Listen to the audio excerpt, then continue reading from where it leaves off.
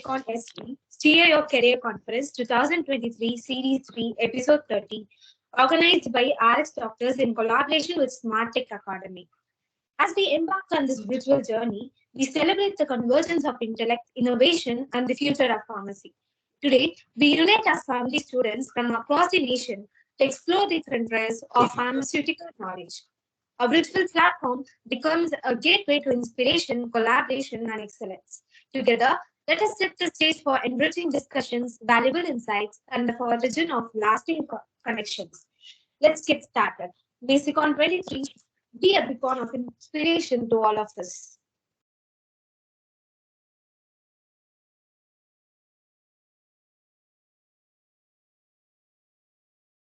About SYCCON. This conference endeavors to provide the pharmacy students with comprehensive platform for learning, networking, and skill building. Our primary objectives are knowledge enrichment, delivering cutting edges, insights, and update in the field of pharmacy to equip the students with the latest advancements and practices.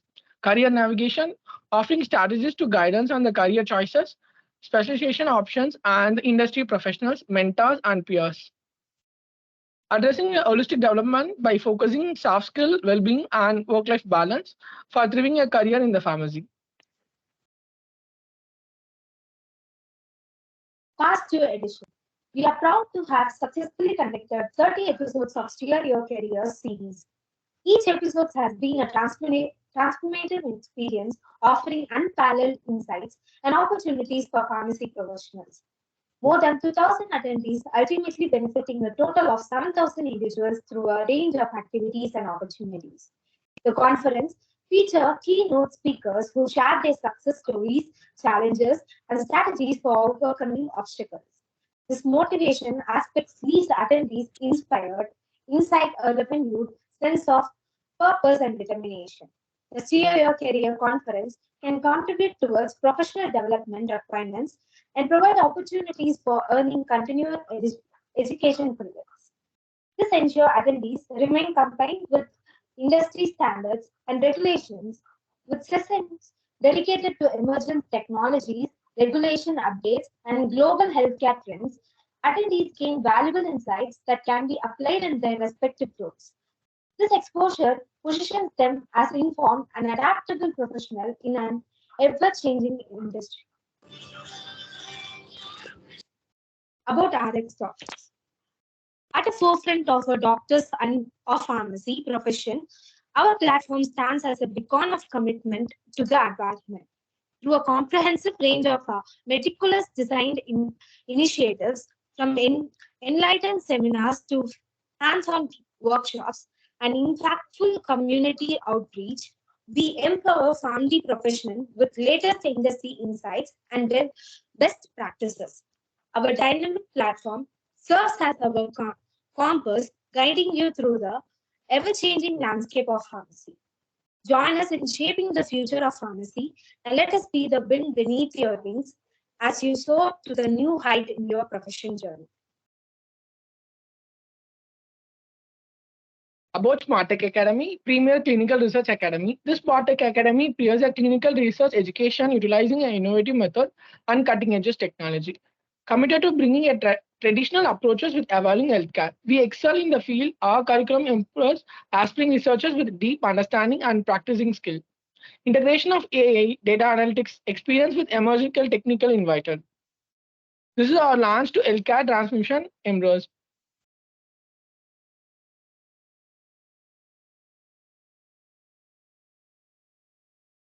So as for today, we have 4 sessions lined up. Day 1 pre-conference event, session 1, topic how AI is transforming academic publishing, a comprehensive overview by Dr. K. Sowmiya Rani, PhD, ma'am. And session 2, topic unevening the diverse role within the medical affairs post-PharmD by Dr. Robin N. Rajan, sir, PharmD MBA. Session 3, tips and strategies for success in DHA, MOH, and Prometric exam by Dr. Leslie Rachel Doben, ma'am, PharmD. And session 4, the power of investing at early age for medical students by Dr. Manju Selvaraj, ma'am. Now I'm inviting first speaker, Dr. Sowmiya Rani, PhD, editor at Edge Cactus Communication, founder, editor, and reviewer, Sowmiya AWW. Ma'am, with 5 years, with 3 years in association with Cactus Communication, edited over 1,500 scientific documentation, including research, review, and other articles from grant application, annual reports, and science communication content. Highly ranked expert editor in the core of biochemistry, genetics, and molecular biology. Welcome, ma'am. Thank you for joining with us in SYCCON-S3. Hi, good evening, everyone. It's a pleasure to be here. So let us go ahead and dive directly into the session. I'm sharing my screen. Please let me know if my screen is visible. Yes, ma'am, it is visible. Yes, ma'am, it's Yeah. visible. Thank you so much. So today being a Sunday and all, let's start with talking about movies. So I'm sure most of you here recognize this face on the screen. For those of you who do not, that is Benedict Cumberbatch, the heartthrob of at least my generation, I would say, though I'm not that old. And some of you might recognize him as Doctor Strange, and very few of you might also recognize him as the Sherlock Holmes in one of the famous series. But then this guy also went on to act in one of the awesome movies called The Imitation Game. And this movie revolves around an amazing British scientist named Alan Turing, who is touted as the person who bet the Nazis in the Second World War because he could find the antidote to one of their coding machines called Enigma. That's a pretty interesting story, but I'm not going to run into it. Alan Turing did not only beat Enigma, but then he was also a genius mathematician, and he's also one of the founding fathers of artificial intelligence. That is how this story connects to the session for today. Turing develops something called the Turing test, which is still valid. So, at its simplest, it is actually a test to see how good a machine is, how good an AI, a computer, anything is. So, if a machine can win this test, if it comes out positive on the other side from this test, then it means that the machine could convince you that it is a human rather than being a machine. So this kind of marks the beginning of artificial intelligence. So AI is not something new. It is not something that was born 1 year ago with ChatGPT, but rather it has been around for 6 7 decades now. And when we say artificial intelligence, it is not just about chatbots, it's not about robots, it's not about machine learning, NLPs, it's much, much beyond that. So, artificial intelligence is an umbrella term that covers a lot many things among the few ones I listed just. And artificial intelligence has found its way into almost anything. So today, if you had tried taking a selfie before the session or any time in the past few months, you will realize that most of your phones have had this feature called AI, or this AI feature has crept into your camera settings. And now when you try to focus something, the AI has a mind of its own and it wants to focus something else. Taking a simple photograph these days has become a huge battle between what you desire to be on the picture and what the AI feels will look good on your picture. And right from recruiting. So you take several firms have actually phased out the HR teams and they have replaced it with AI. And then we have AI tools that can write your resumes, that can write your cover letters for jobs. So it is basically like one AI fighting against the other to place a human on the particular job. The entire irony of it is something we should all give more thought. And AI found its way at the earliest into the manufacturing industry, I would say, because that is where a lot of heavy lifting was required, a lot of coordination was required. And robotics has been a part of the manufacturing industry for quite a time. And now we have moved on to a stage where we are looking at the announcements of autonomous cars from different agencies. What is amazing and also scary about these cars is that they do not run on code. It's not like a computer engineer or a software engineer sits there, writes codes, instructs the machine to behave in certain ways under certain circumstances. Rather, several of these machines, they are trained, uh, or rather they train themselves by looking at other drivers who drive in real-time scenarios on simulations, and it kind of understands how the human drivers take decisions, and it kind of builds on this and tries to create a network of instructions for itself to follow when it is unleashed on our roads. And this is like almost not a decade, but like 7 years ago or so, something amazing happened with the use of AI in understanding medical data.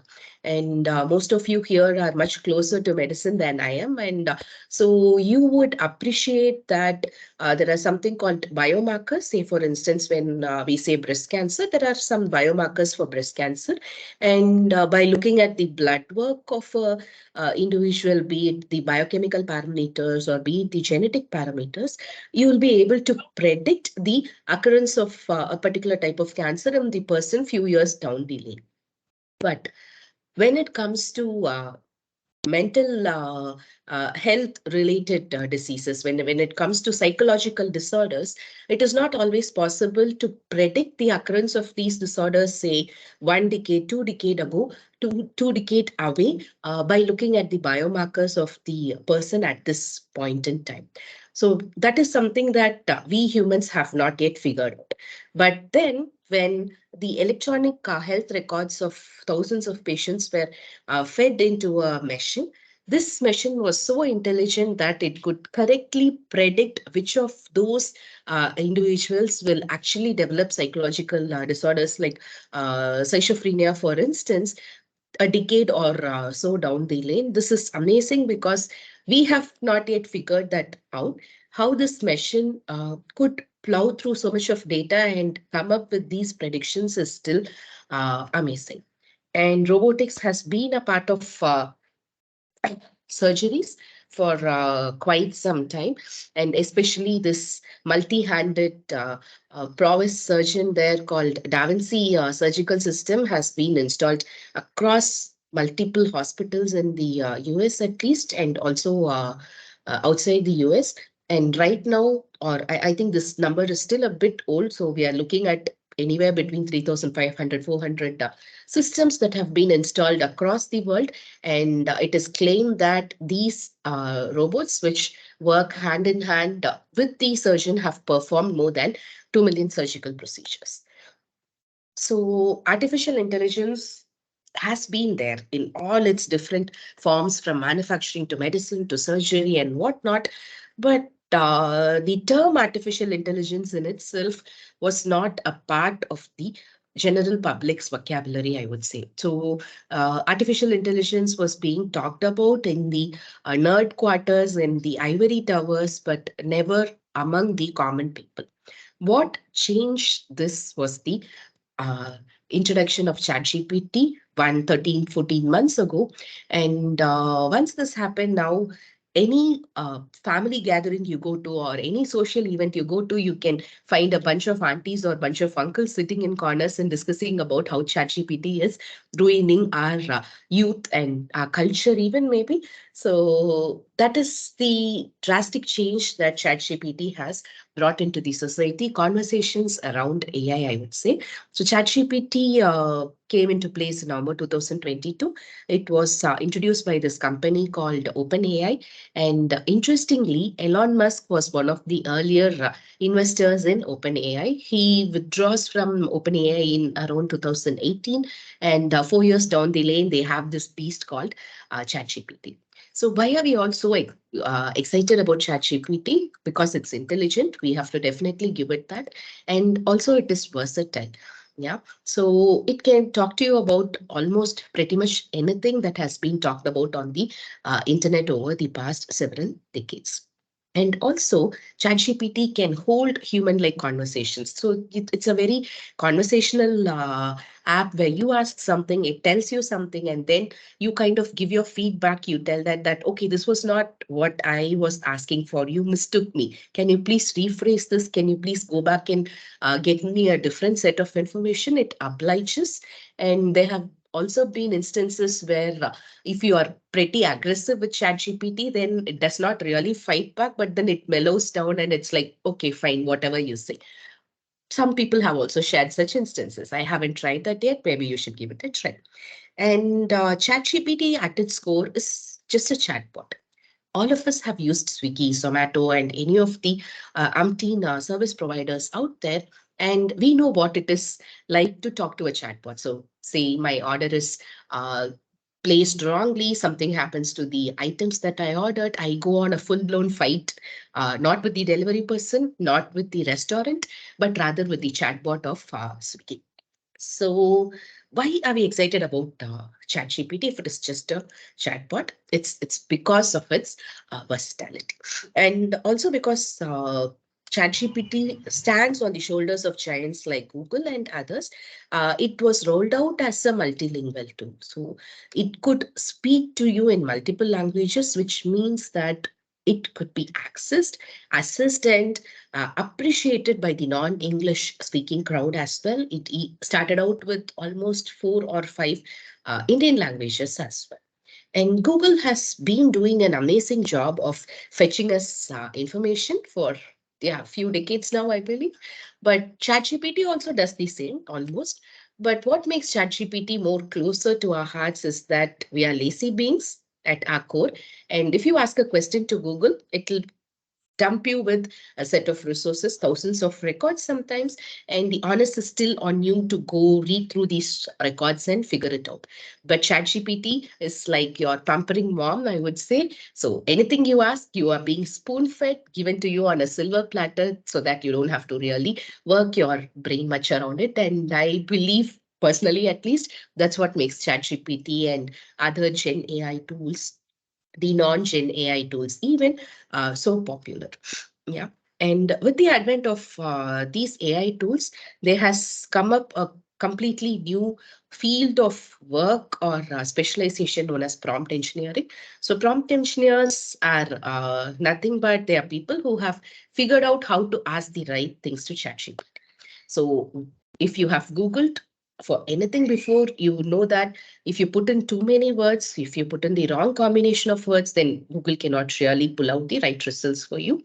So only when you give the right key strings to Google, you get the right results. Similarly, only when you give the right instructions to ChatGPT, you get the right results. And these correct instructions, templatized, optimized instructions are known as prompts.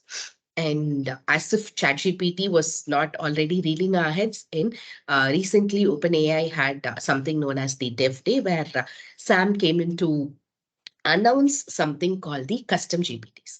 So custom GPTs are basically chat GPTs that you can construct for yourself. So say, for instance, you are working on research related to liver cancer, for instance, or you're looking at the nutrition in a particular community, particular population, for instance, and you have some very specific needs on how you want to collect the data. Say you want to create questionnaires, you want to do certain set of experiments, you want to do writing in certain ways, you want to publish papers in certain ways with certain data, then you can custom make your own GPT, which can take over all of these research, writing, proofreading, and the submission process for you. So GPTs are open, like you can go ahead and do anything you want with these GPTs.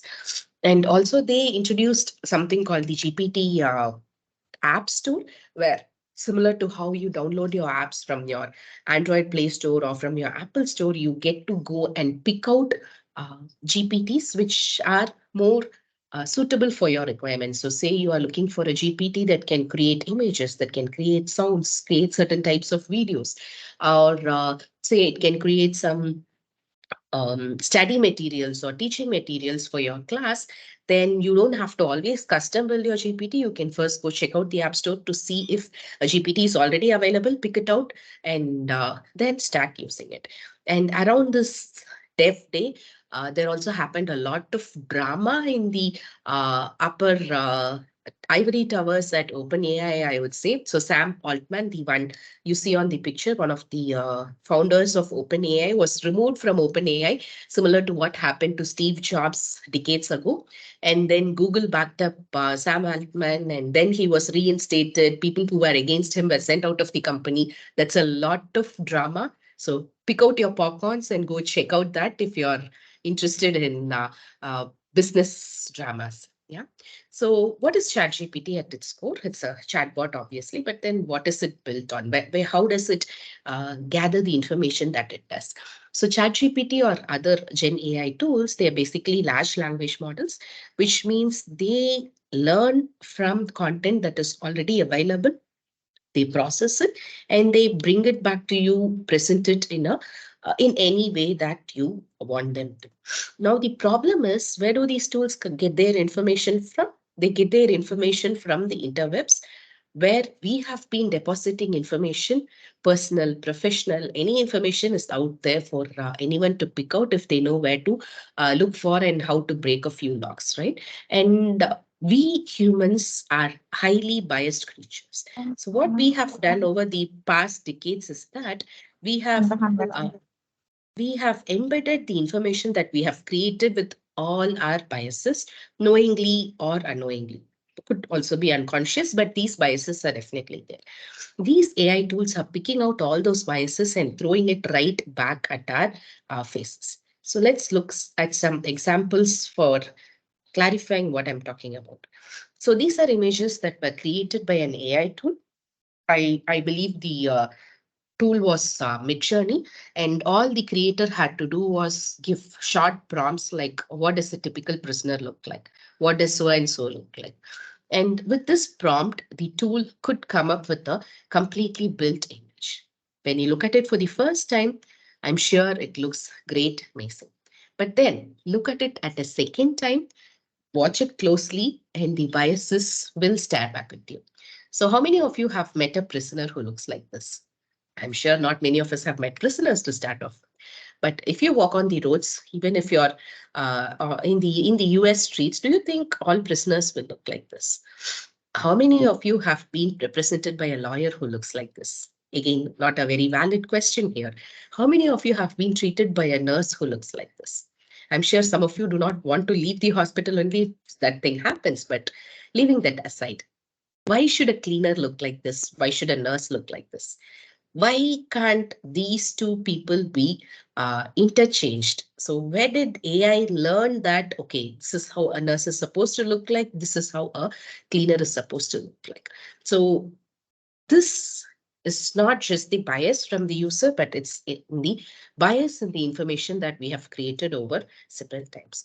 So before we start using AI, before we start talking about AI in academia and publishing per se, it is important that we acknowledge that AI is complex, it's multi-layered, it's evolving every day, and we really do not know what direction it is taking. We do not really understand all these layers, which means anything to do with AI, take it with a pinch of salt. Do not believe everything that AI throws at you. You will have to do your own research, validate it before you take up the information. And when it comes to research, academic publishing, be it in case of a faculty, a teaching researcher, a majority of the time is spent in tracking down literature, understanding literature, writing down about the literature, writing about your work. And then there's a lot of peer reviewing, and so many people are involved in this process around writing and publishing in academia and in science in general. So what if there are some tools that can take away the burden of this writing and publishing process? So I have just listed a handful of tools that are pretty interesting in the arena of writing and publishing, which you could check out. So the first tool that I find very relevant for writing and publishing is called Litmaps. So before we understand Litmaps, it's important to understand how we write papers. So when you write your own papers do not mean that you present only your results, but you present your results within the within the huge pot of what everybody else has published in the same field before you. And all these published papers together are known as literature. And it is important that you identify, hunt down everything before you, to understand what has been done, what has not been done, and where your work fits into the whole conundrum of things. So this is where finding the right literature becomes important, and this tool called litmaps can help you do that very, very quickly. So in litmaps, all you have to do is say upload a paper of your interest, and this tool will go scour through the entire net, and it will find the 20 most highly linked papers to that one paper you are talking about. Say you don't have a paper, but you have certain keywords you're thinking about. You can also input the keywords and then pick out one paper that will be something called the seed paper. And Litmaps basically builds an entire literature portfolio around that single paper. And not just that, you can also quickly keep adding on to these 20 papers. So the first set is just 20 papers. And once you log in, the next 20 papers get added, the next 20, and so on. So this makes the entire process of searching for the right literature pretty easier, uh, compared to what we used to do very traditionally with tools like Google Scholar or PubMed, for instance. And consensus is a tool that is like the academic ChatGPT. So ChatGPT has this accusation. ChatGPT team also agrees that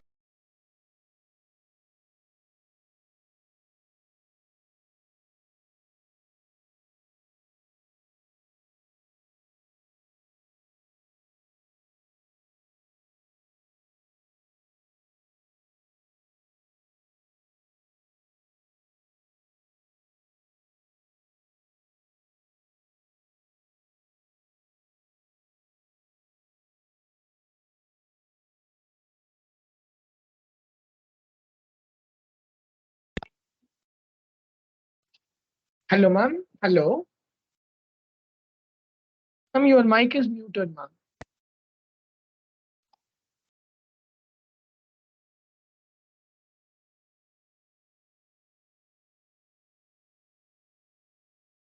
Hello. Hello, ma'am.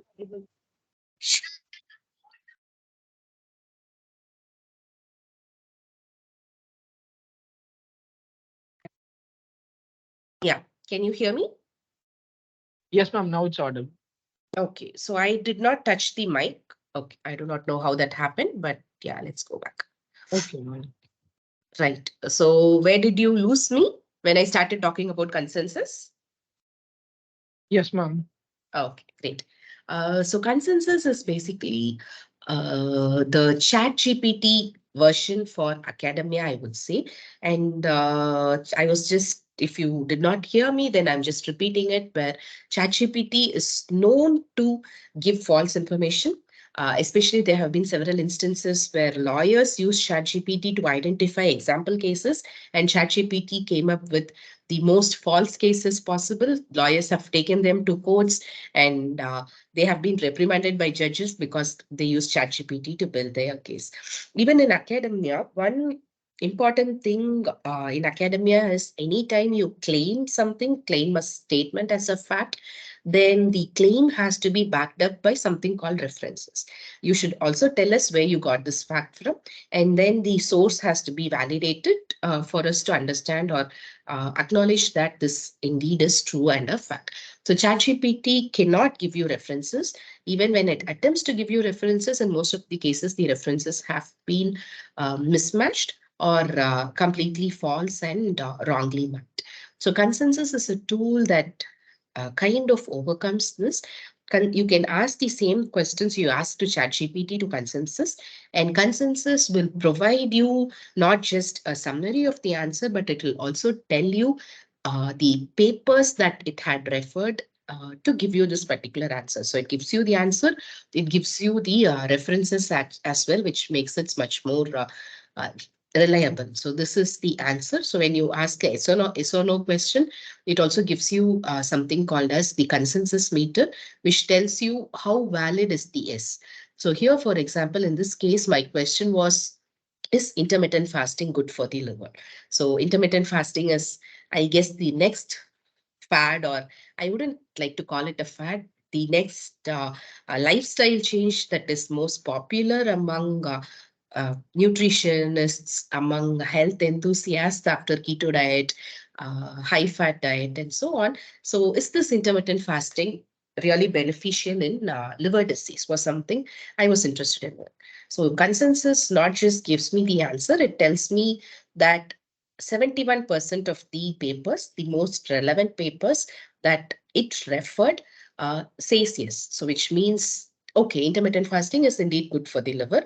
And I see that none of the papers say that this is a placebo effect or this is something to do with the people who are being tested. So, which is something good, because then I can uh, I can confidently go ahead and start testing my hypothesis in this particular direction. So this tool here is called Copilot, and this is a part of the package from a tool called Skyspace.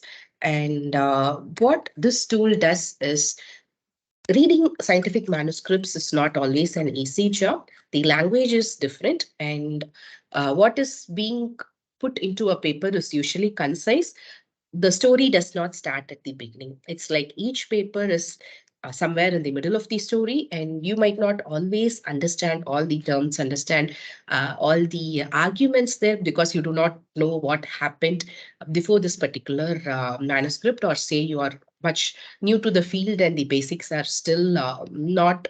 Uh, not so very, you're not yet comfortable with the basics. In such cases, this tool called Copilot from Skyspace can help you to understand manuscripts better. All you have to do is just upload the manuscript and just highlight the section where you have questions. It can help you summarize the section. It can explain the text to you, considering that you're someone uh, who's very, very new to the field, as a novice to the field. It can also help you find related papers, similar to what we saw on LitMaps. And nowadays, the habit of reading has definitely gone down. We are more inclined, or reading and learning happens more through audio-visual modes. Why not read papers also in the same way? So podcasts are something that are pretty catching up in this past half a decade or so, I would say.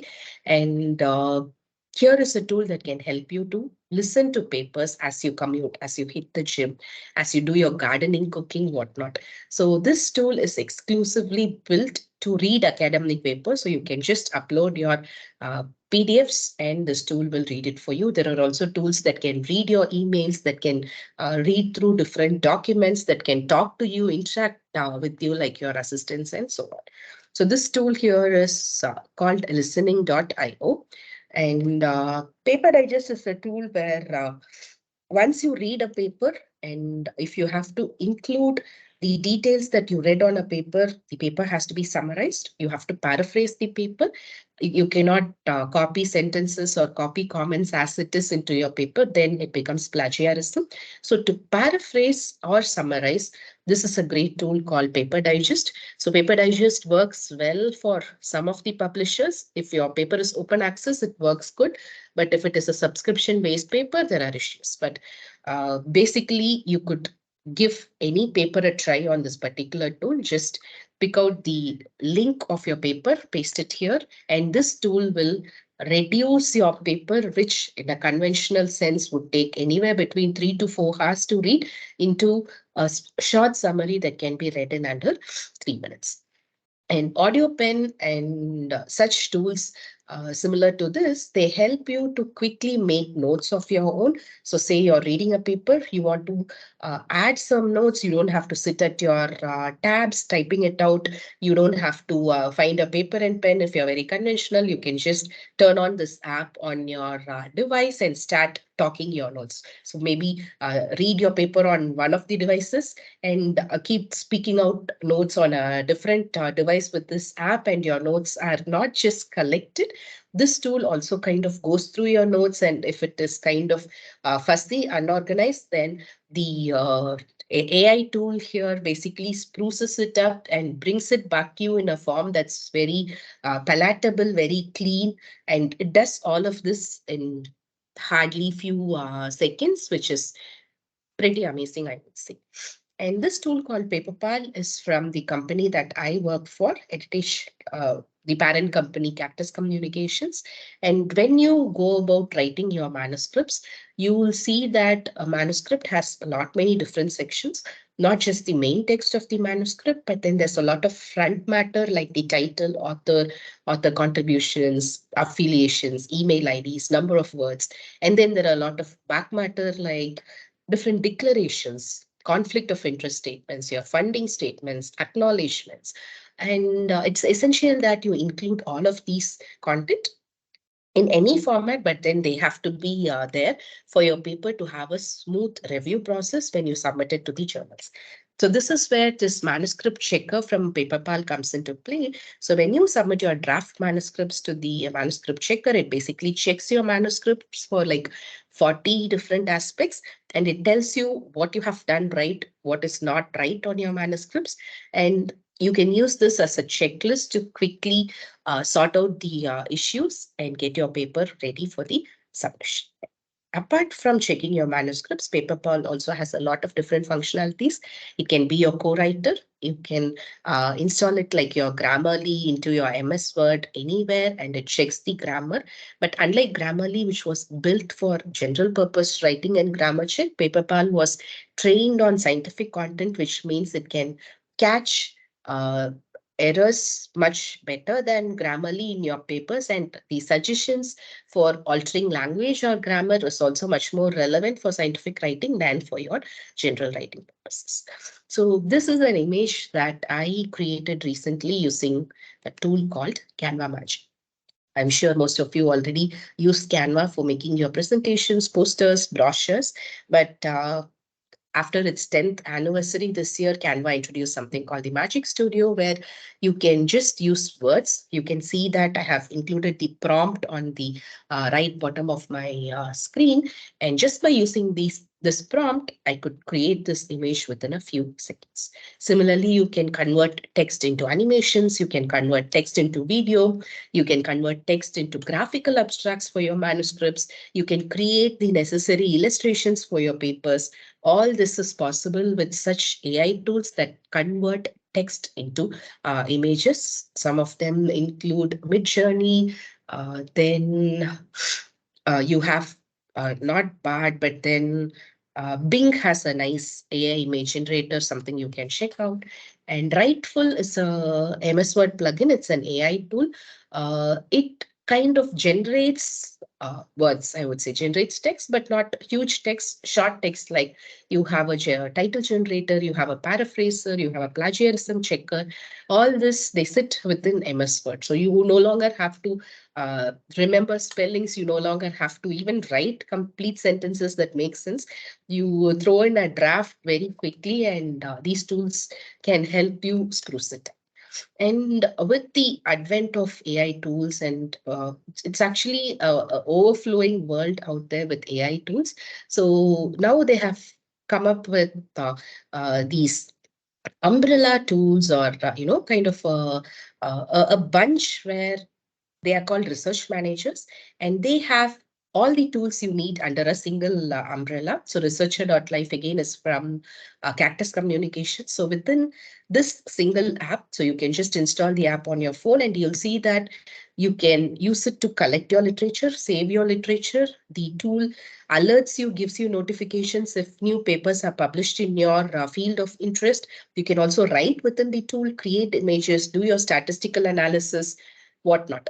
Everything comes under a single umbrella here in what are known as research managers. And presentations are a quintessential part of academic writing and publishing. And this amazing tool here called Dectopus, it's basically text to slides, I would say. So all you have to do is give the title of your presentation, tell the tool how long the presentation has to be, who the audience are, how you want to sound like to the audience, the kind of presentation you want, a very minimalistic, very creative presentation. And within a few seconds, it gives you the entire deck. It gives you the presentation, design, text, everything completely made and ready for you to just go and present. Maybe not a great tool if you want to present your own research, your own papers, because then the tool will not have access. But I'm sure they will come up with plugins or additional features wherein you can maybe quickly convert a PDF into a presentation that's already possible with other tools, not directly, but then you can convert them into flashcards, and the flashcards can be downloaded as text. That is also possible. And then there are AI assistant tools which can write entire scientific papers. One of the tools is called Jenny.ai. So Jenny can generate outlines for your paper. Say, for instance, you're interested in writing a paper on breast cancer, going back to where we started for the day. This tool gives you all the outlines, it gives you the skeleton, gives you the subheadings under which you can explore this particular topic. And as you write, so you write one sentence, it kind of finishes the entire paragraph, not just the text, but it also adds the essential references. Sounds very cool, but be very, very cautious to not fall into the trap of replacing yourselves with an AI tool. It's a great tool to help, but not a great tool to replace you. So PaperPal again has its own Gen AI tool, which was released hardly a few months back. This is also called Copilot. So Skyspace Copilot is pretty different from the PaperPal Copilot. Here again, similar to Jenny, the Copilot tries and fills in all the gaps wherever you require it to. It also can generate titles, generate abstracts, translate some of the content from some of the most popular languages, and so on. So as we talk about the availability of these tools in writing and publishing, one key question is it ethical to use these tools? Can I use these tools in my writing journey as medical professionals or otherwise? Yes, you can, of course, use them because I know there's a lot of opposition against these AI tools, a lot of arguments out there, but maybe this is the next step of evolution. Nobody liked it when calculators were invented. I'm sure nobody liked it when fire was invented. So Prometheus was punished because he brought the fires to the humans. And yeah, we all know that story, right? So similarly, AI could be the next step in evolution, but let us not lose our logical prowess. Let us not lose our writing skills already. Maybe few years, few decades down the lane, we could think of it. But right now, I would say use AI as your assistants, use them as guides, use them as fillers where you lack something, then maybe take the help of AI to fortify that area of your writing so that holistically you have a good paper to submit, you have a good uh, science writing to communicate somewhere, but don't look at them as replacements for you as researchers or as writers. So what do the journals think? What do the universities and institutions think about using AI in writing? Journals are kind of okay with you if you use AI to say do basic things like paraphrase, check grammar, format your manuscripts. But then if you use AI for anything more than that, they require that you declare the use of AI. In the disclaimers, make sure that you include the necessary statements that tells people that you have used AI, this particular tool in a particular way, but then you have also verified that whatever content was taken from AI is indeed true and relevant. So these regulations came into place after few authors thought it wise to include ChatGPT as one of the authors on their papers to a paper for the journal Nature, I believe. And this is where the journals have come out with a very basic guidelines as of now. Institutions, they're not very happy with the use of AI, but they will have to embrace that AI is here to stay. And I'm sure in the coming years, we'll have much better guidelines. So if you are attached to an institution, say you are publishing as a part of the institution, make sure that you reach out to the right people, read through the proper guidelines before you use AI for uh, any of your work. So then there are a lot of questions around, will AI replace teachers, especially? Will AI replace the teaching community? This is a very high possibility considering that there's a lot of redundancy around teaching. But if teachers bring in much more than just teaching knowledge and memorizing skills, I'm sure we will hold for a few more decades at least. And the next question is, will AI replace humans per se? Again, maybe not the machines, but then humanoids could be the next step in evolution. So humans being replaced by humanoids definitely sounds like a possibility there. And the world is split in support and in opposition of AI. And Elon Musk has been one of the vocal people who has opposed AI, but then Musk being Musk, he also goes on to find a company which wants to implant a part of the computers into your brain. So that company called Neuralink already has approval for human clinical trials with this implanting certain chips into the brain so that you can use your devices much better without touching them. You think something, your device starts working. So considering that Musk is already in the mix, I would say the time when humans will be replaced by AI is not far behind. So I would like to leave you all today with this thought that AI in itself is neither good nor bad, but it depends on how you use it. And we being humans, I think at least at this juncture, let's be excited about all these new developments, but then let's also be a bit cautious about how we want to take this entire thing forward. And if some of you are interested in doing a much elaborate workshop on using AI tools in manuscript writing, then we have a 10-day online workshop coming up. So I'll be sharing a feedback form now. You can leave your details there and your feedback, and we'll get back to you with more details on this session. And this is where you can reach me. The QR code is to my LinkedIn page, where I write almost every day or at least few days a week about scientific writing and publishing, about upcoming AI tools and so on. You can also reach me on this number on WhatsApp. I'm not great with calls, but I'm there on WhatsApp. And yeah, you can also write to us here if you need any help with your manuscript writing, grant writing processes, and so on. So let me just come back to the session to answer your questions. So I'm just sharing the link to the feedback form. Make sure to. So any questions? So please make sure to fill the feedback form so that we'll be able to reach out to you with more details about the session or any other sessions around AI, manuscript writing, and so on. So if there are any questions, I'll be very happy to take them.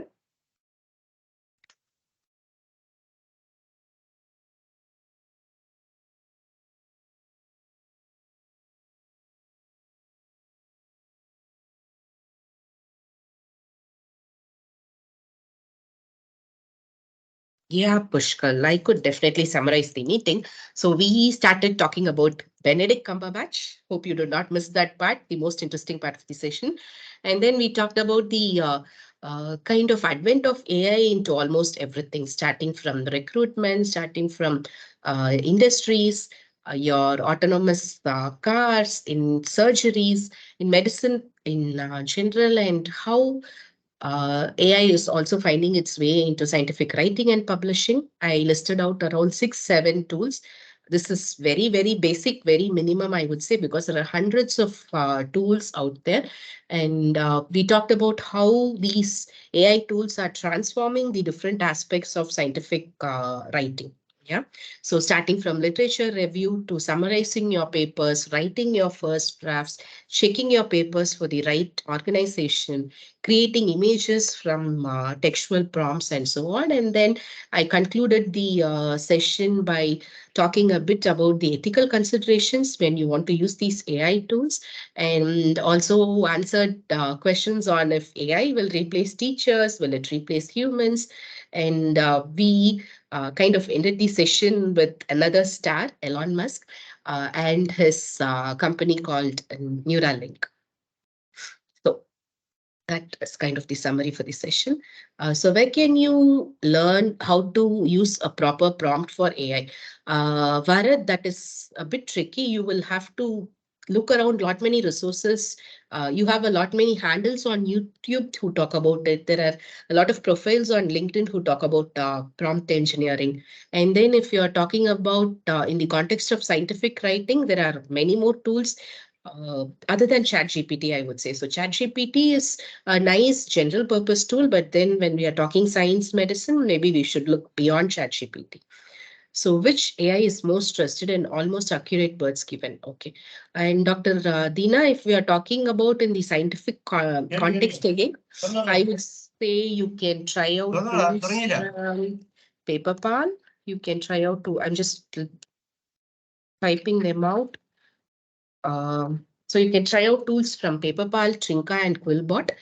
They are some of the big players and very trusted players when it comes to scientific writing. And if you're talking about writing whole texts, then I would say Jenny AI and the PaperPal Copilot are great places to start.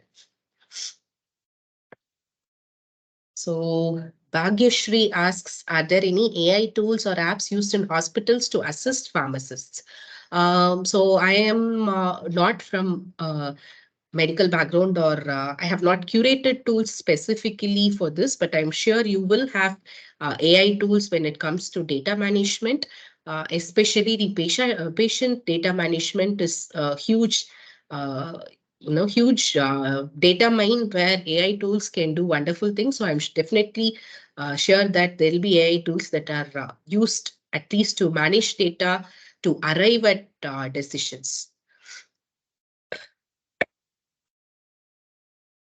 Varad asks, can we use this in proper study of medical studies? Yeah, Varad, you can of course use it. So these tools are field agnostic, I would say. So they are very relevant to medicine as much as they are to any other field. So they work across medicine, social sciences, health sciences, or you name a field, they'll find its purpose. So instead of using PubMed, you can use Litmaps to find the relevant literature. So instead of just using Grammarly on your MS Word, you can start using Writeful or PaperPal or Trinka for that instance. I'm sorry,